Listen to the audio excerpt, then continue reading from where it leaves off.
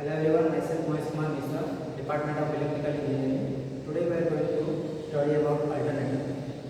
So in this chapter we are going to learn about the principle of alternator, the advantages of stationary armature winding, and lastly we will discuss about the EM application of the alternator. So before we start with the alternator, let's discuss about the DC generator. So DC generator mainly consists of two parts, that is a stationary part and a rotating part. So the stationary part is called as a stator and the rotating part is known as armature.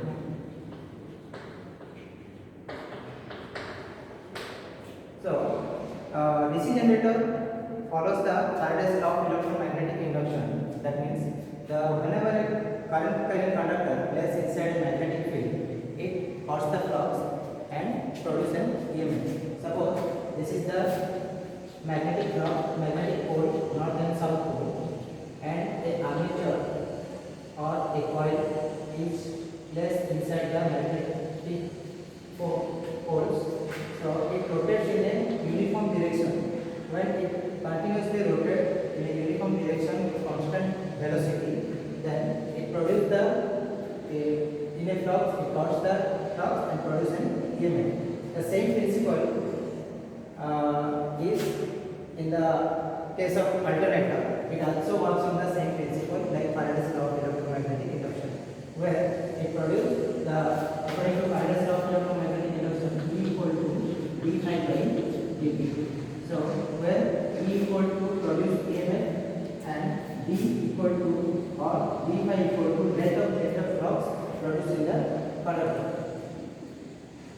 So basically alternator is an electrical generator, or we can say it is an AC generator that converts mechanical energy into electrical energy in the form of alternating current. Reason of cost and simplicity, the alternator, most of the alternator used as a rotating magnetic field stationary armature. So this is the basic construction diagram of alternator. So you can say this is the stator part and this is the rotor part. In DC generator, the rotor or the armature rotates while the stator is stationary. But in this case, the rotor is the field winding and the stator is the armature winding. When it rotates, the armature winding is fixed, where the stationary winding rotates around the armature. So this is the field winding, and in the field winding it is called the rotor winding, and also it supplies the DC supply. When it rotates, the excitation is produced, and through the excitation it produces EMF through which we can get the supply as three-phase supply, and it converted DC to AC.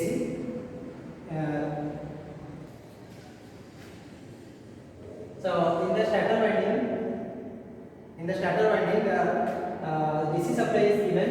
When it rotates, the mechanical energy converted into electrical energy, and the output we can get the electrical energy. So it works.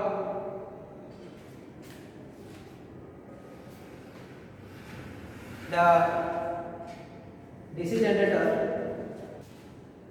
the main difference between the DC generator and the AC generator is, in DC generator the field is stationary, the field winding is stationary, while the field winding, that is the stator winding, is stationary, while the armature is rotating. But in case of alternator, the field winding is rotating and the stator winding is stationary.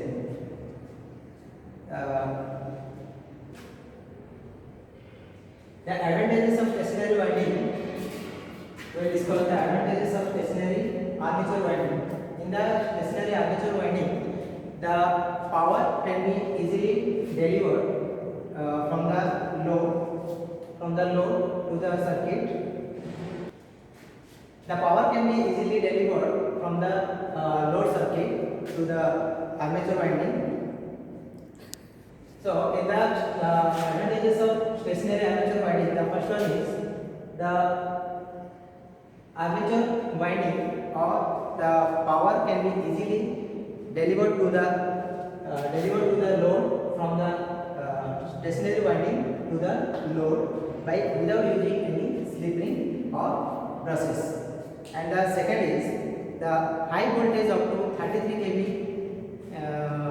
stationary armature conductor we can insulate easily. The classification of alternator can be divided into three types, that is steam turbine,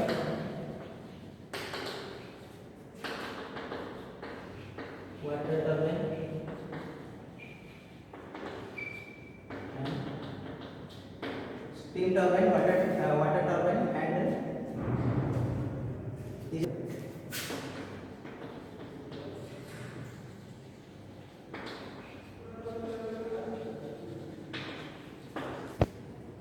the alternator used as steam turbine. The alternator used as steam turbine as the prime mover is known as turbo or steam turbine.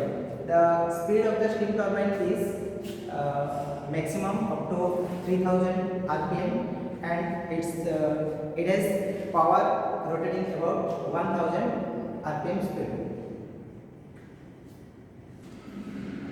The turbine used as water turbine is called as the hydro turbine. Hydro alternator.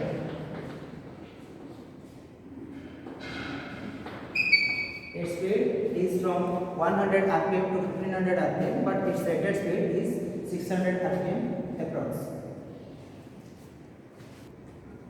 The power rating of hydro alternator turbine is 750 rpm. Next, the diesel engine turbine. The turbine used as a alternator like diesel engine turbine or Dryden turbine, diesel Dryden turbine, Dryden alternator is known as Dryden alternator. Its speed is up to 375 rpm to 1500 rpm, and it's about 100,000 kV rating or 1 MVA rating alternator. The basic construction of the alternator is, the basic construction of alternator is, the alternator is mainly consists of two parts, that is silent port and non silent port. The rotor, according to its rotor, the alternator consists of two parts, that is silent pole and non-silent pole. The silent pole rotors are mainly used for the high-speed alternator like steam turbine and diesel turbine, and the non-silent poles are mainly used for water turbine, means that is very low or medium range turbine we can use. So mainly the alternator has two parts, that is stator and rotor part. We can say this is the stator and rotor, and the rotor is again divided into two types, that is silent pole and non-silent pole. Silent pole rotors are mainly used for the high-speed alternators like for use in the steam turbine and diesel turbine, and the non-silent pole turbines are mainly used for water or hydro alternators or medium or low type alternator. So stator is the stationary part, and rotor is the rotating part in the DC machine, where in AC generator the stator rotates and the rotor are stationary. So stator is the frame or stator frame, which the stator core houses the frame, or stator frame houses the stator core or winding, and also providing the ventilation, and the rotor is the field system of the alternator, and it excited by the DC excitation. the DC when the DC supply is given to the rotor, it excited and it produces the EMF, and the output is given by the supply. The alternator can be the speed can be the alternator of the speed can be derived by the equation by ns equal to 120 F by P, where P equal to number of pole and ns equal to synchronous speed and F equal to frequency. If the number of pole is 2 for machine, then the speed of the alternator can be 120 into 50 divided by 2, that equal to 6000 RPM.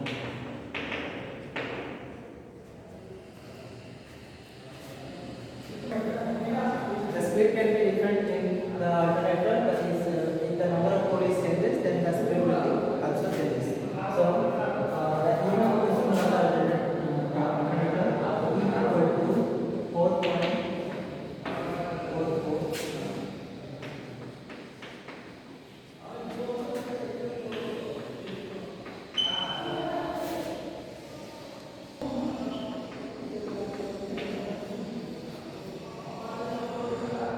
E equal to 4.44 kP into 5 F into E, where Kp equal to this vector and Kp equal to F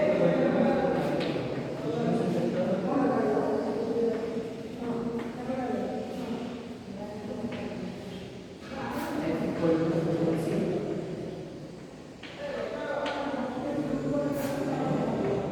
Equal to torque, frequency, and E equal to number of turns or edge.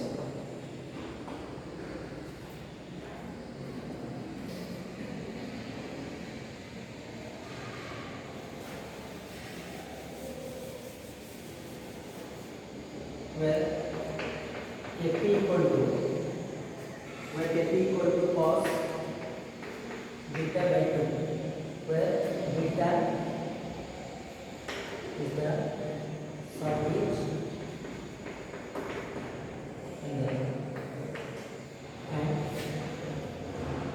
Kp equal to 1 for voltage.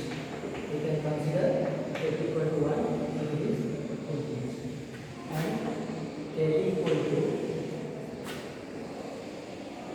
sin alpha by 2 divided by n sin alpha by 2, n alpha by 2 n sin alpha by 2. So where alpha is the slot angle,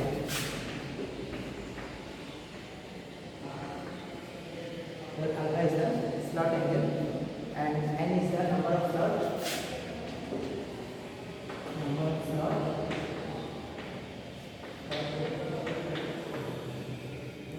So in this chapter, n equals to number of slots for pole. So in this class we learned the basic principle of alternator and the advantages of